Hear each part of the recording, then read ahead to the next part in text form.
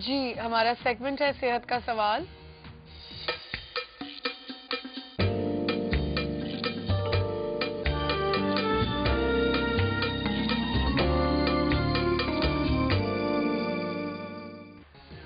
जी, और डॉक्टर आयशा मेरे साथ मौजूद है। अस्सलाम वालेकुम आयशा, क्या हाल चाल है? बिल्कुल ठीक ठाक। आयशा, वीकेंड कैसा गुजरा?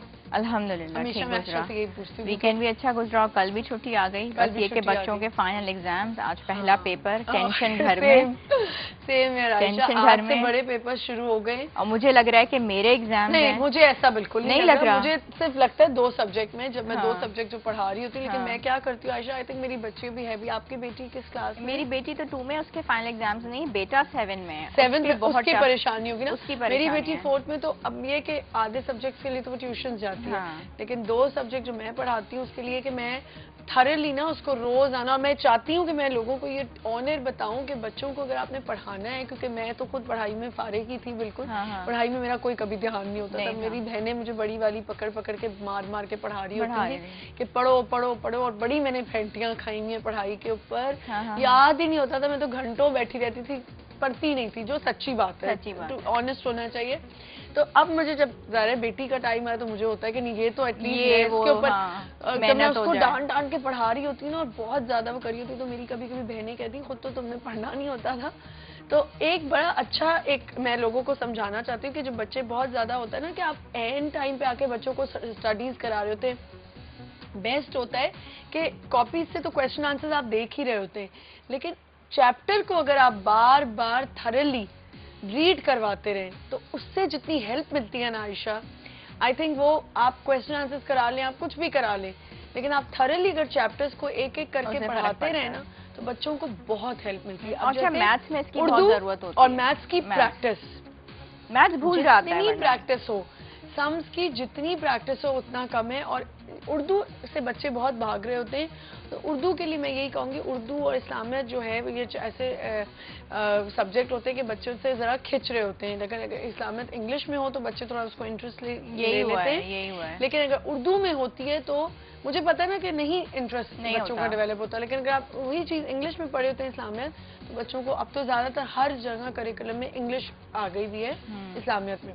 तो आप क्या करें कि बच्चे को पूरा पूरा एक दिन एक ही चैप्टर को थरली रोजाना कराएं, और उसके बीच बीच में से क्वेश्चंस आप पूछते रहें या फिल इन द ब्लैंक्स करें, उससे बहुत हेल्प मिलती है। तो मैं चाहती हूँ कि लोगों की इतनी परेशानी आजकल एग्जाम सर पे, तो बच्चे को थरली अगर आप एक चैप्टर रोजाना करवाएं तो वो बहुत आराम से अपने एग्जाम्स में अपीयर हो सकता है। बिल्कुल सही कह रही हैं। अच्छा आयशा, वेट गेन का मसला, हमने वेट लॉस पे बहुत बात कर ली है। लॉस ही हो गया, मतलब कॉल्स भी जो आ रही होती हैं वेट लॉस पे होती है। परेशानी ही वेट लॉस की है, लेकिन मैं आपको एक बात बताऊं कि आज जो हमारा टॉपिक है, जो अभी हम इस प्रोग्राम में करेंगे, जो हम कमजोर लोगों के ऊपर बात कर रहे हैं, मैं आपको बताऊं जितना मुश्किल वजन बढ़ाना है शायद ही कोई मुश्किल काम, आप बिलीव नहीं करेंगे। आपसे आयशा पूछने वाली थी कि मुझे ये बताएं कि वेट गेन करना आपको पता है इतना मुश्किल है, कैसे उसकी क्या उसकी डाइट होती है? अच्छा, ये बहुत मुश्किल है, ठीक है। उसकी वजह ये कि वजन को लूज करना, आप फिर भी लूज कर जाते हैं, गेन नहीं कर पाते, क्योंकि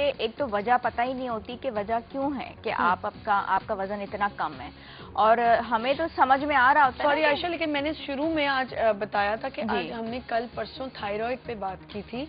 थायराइड जिनको होता है, क्या उनके भी साथ ये मसला होता है कि या तो उनका वेट गेन होता है या लूज ही हो रहा है? थायराइड के जो प्रॉब्लम्स होते हैं थायराइड हार्मोन्स के, वो 2 तरीके के होते हैं, ठीक है। अगर इस हार्मोन की डेफिशिएंसी हो गई है तो फिर आपका वजन बढ़ जाता है, आप फैल जाते हैं बहुत ज्यादा।